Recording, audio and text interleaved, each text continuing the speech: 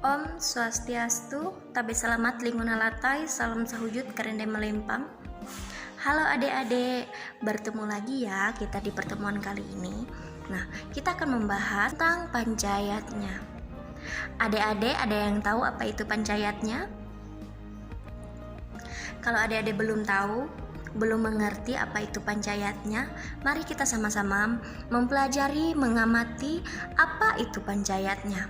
Nah, Ibu akan membahas tentang pancayatnya. Kata pancayatnya yang terdiri dari dua kata, yaitu panca dan yatnya. Untuk panca, yang artinya 5, dan untuk yatnya berarti persembahan suci. Kata yatnya berasal dari bahasa Sanskerta dari urat kata yat, berarti orang yang berkorban. Jadi, apa pancayatnya tadi? Ada yang tahu? Ada yang sudah bisa menyimak? Jadi, pancayatnya itu adalah 5 korban suci atau 5 persembahan suci yang disembahkan kepada Ranying Hatala Langit Ida Sang Hyang Widiwasa, Tuhan Yang Maha Esa, tanpa pamrih sedikit pun. Makanya dikatakan dengan korban suci tadi.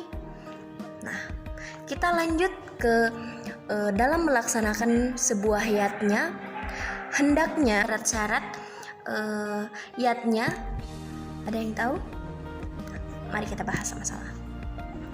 Adapun syarat-syarat sebuah yatnya meliputi yang pertama, yaitu harus dilandasi dengan keikhlasan serta kesucian dari hati nurani kita.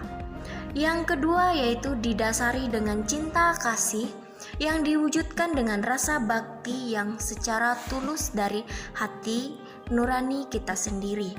Apabila kita tidak melakukannya dengan secara tulus ikhlas dari hati, maka korban yang kita sembahkan tadi tidak ada gunanya, karena tidak ada keikhlasan untuk persembahannya.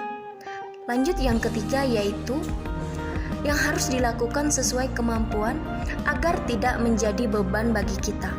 Contohnya seperti kita sembahyang. Kalau kita tidak mampu, tidak niat dalam persembahyangan tadi, kita pergi basarah ke balai basarah. Tidak niat saya untuk basarah, untuk sembahyang. Nah, karena kita perginya misalnya ada cowok, ada cewek, ada yang kita sukai, kita pergi aja ke balai tersebut, tapi hati kita ini tidak mampu, tidak ikhlas dalam melaksanakan persembahyangan, percuma saja adik-adik. Nah, maka daripada itu kita melakukan persembahan suci, persembahyangan itu maka harus dilandaskan dengan kesucian hati, rasa bakti yang tulus kepada Ranying Hatala Langit Ida Sang Hyang Widiwasa. Nah, lanjut yang keempat yaitu beriatnya. Beriat ini adalah sebuah kewajiban untuk umat Hindu, untuk kita, yang dimana kita mempersembahkan korban suci itu harus kita laksanakan. Contohnya seperti kalau kita ada hajat, kalau kita tidak membayar hajat tersebut, apa efek sampingnya? Apa yang akan kita lakukan? Maka yang kita lakukan adalah membayarnya. Membayarnya itu dengan cara melalui sembahyang juga bisa, memberikan korban suci. Dengan kata lain, kita memberikan korban suci itu secara keikhlasan, secara rasa bakti yang tulus, tidak ada kata keberatan.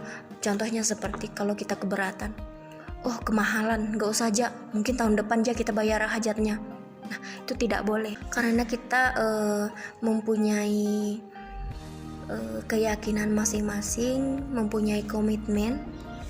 Kalau kita memang ada, ya kenapa kita tidak harus bayarnya? Meskipun itu terlihat tidak berguna, tapi di mata Ranying Hatala Langit, Ida Sang Hyang Widi, sekecil apapun barang itu, kalau kita memberikannya secara tulus ikhlas tanpa pamrih, maka itu akan berbuah manis di akhirnya nanti. Entah itu sebuah keajaiban, sebuah karunia, sebuah perlindungan dari Tuhan Yang Maha Esa, Ranying Hatala Langit atau Ida Sang Hyang Widiwasa. Maka kita sebagai umat harusnya kita bersyukur kepada Ranying Hatala Langit karena telah memberikan kesehatan, pikir akal yang baik. Nah, lalu kita akan membahas tentang bagian-bagian pancayatnya. Ada yang tahu ada berapa pancayatnya itu? Kan tadi dikatakan pancayatnya. Panca itu 5, yatnya itu apa tadi? Yaitu korban suci.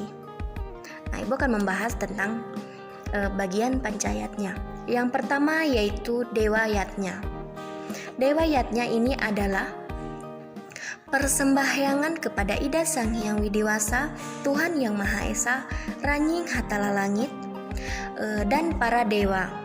Nah, yatnya kepada Ida Sang Hyang Widiwasa, Ranying Hatala Langit dilakukan setiap hari juga. Nah, caranya berkala, seperti dengan melaksanakan Trisandia setiap hari, melaksanakan upacara hari purnama, tilem, Saraswati, Galungan, dan Kuningan. Nah, selanjutnya yaitu tujuan dengan melaksanakannya dewayatnya. Yang pertama yaitu untuk mengucapkan terima kasih kepada Ranying Hatala Langit, Ida Sang Hyang Widiwasa. Lalu memohon kepada Ranying Hatala Langit, Ida Sang Hyang Widiwasa agar dijauhkan dari mara bahaya. Berikutnya yaitu memohon pengampunan. Yang kedua yaitu pitrayatnya. Pitrayatnya ini adalah persembahan kepada para leluhur yang telah meninggal. Dapat dilakukan dengan 2 cara, yaitu upacara penguburan mayat dan upacara pembakaran mayat. Yang kedua yaitu pitrayatnya, yang di mana pitrayatnya ini adalah persembahyangan kepada leluhur dan bahtara atau bahteri. Pelaksanaan pitrayatnya ini dilakukan dengan cara menunjukkan perilaku yang luhur dalam kehidupan sehari-hari sebagai wujud bakti kepada leluhur yang masih hidup. Nah, lanjut ke bagian yang ketiga yaitu resiyatnya. Resiyatnya ini adalah persembahyangan kepada para resi atau guru yang telah memberikan penyucian. Lanjut ke bagian yang keempat yaitu manusayatnya. Manusiayatnya adalah persembahan untuk kesucian lahir dan batin. Yang kelima atau yang terakhir yaitu butayatnya. Butayatnya ini adalah persembahyangan atau persembahan suci kepada para buta kala dan makhluk bawahan. Nah, yang termasuk pelaksanaan butayatnya yaitu seperti upacara mecaru dan upacara taur. Nah, adik-adik, sampai di sini ada yang ingin bertanya? Kalau ada yang ingin bertanya, Ibu persilahkan ya. Nah, kalau tidak ada yang ingin bertanya di pembelajaran kita hari ini, semoga adik-adik bisa menerima materi yang Ibu berikan pada hari ini. Nah, untuk adik-adik pelajari ya.